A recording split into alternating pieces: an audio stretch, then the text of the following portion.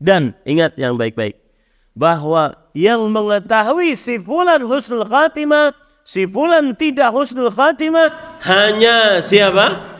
Allah subhanahu wa ta'ala.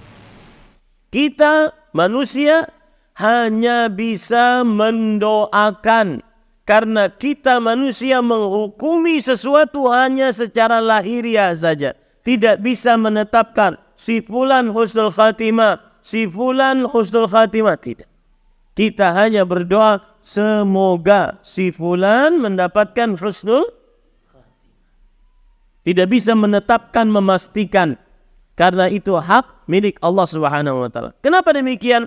Coba perhatikan, ada sebuah hadis dari Sahal bin Sa'ad As-Sa'idi radhiyallahu anhu.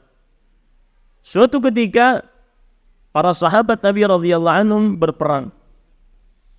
Ada seorang yang dikira oleh sahabat Rasul sallallahu alaihi wasallam dia adalah mujahid, berjihad di jalan Allah, berperang dan pasti penghuni surga.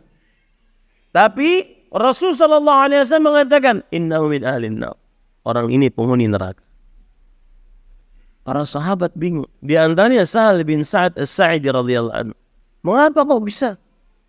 Padahal orang ini kalau berjihad benar-benar semangat melawan musuh tanpa takut. Secara lahiriah mata kasat kita lihat orang ini baik, tapi Allah yang lebih tahu. Makanya kita tidak bisa menetapkan si fulan pasti surga, si fulan pasti neraka, nggak bisa. Itu hak milik Allah Subhanahu wa taala. Lalu apa yang terjadi? Dan Rasulullah SAW tidak mungkin bohong. Setelah orang itu diikuti oleh Sahal bin Sa'ad As-Sa'idi radhiyallahu anhu. Ternyata ketika berperang orang itu terkena sabetan pedang. Tidak kuat terhadap luka yang dia dapatkan, pedang yang dia pegang, dia balikkan ke dalam dadanya, kemudian dia tancapkan dadanya ke pedang tersebut. Akhirnya mati dalam keadaan bunuh diri. Di tengah medan pertempuran, orang mengira dia mati syahid.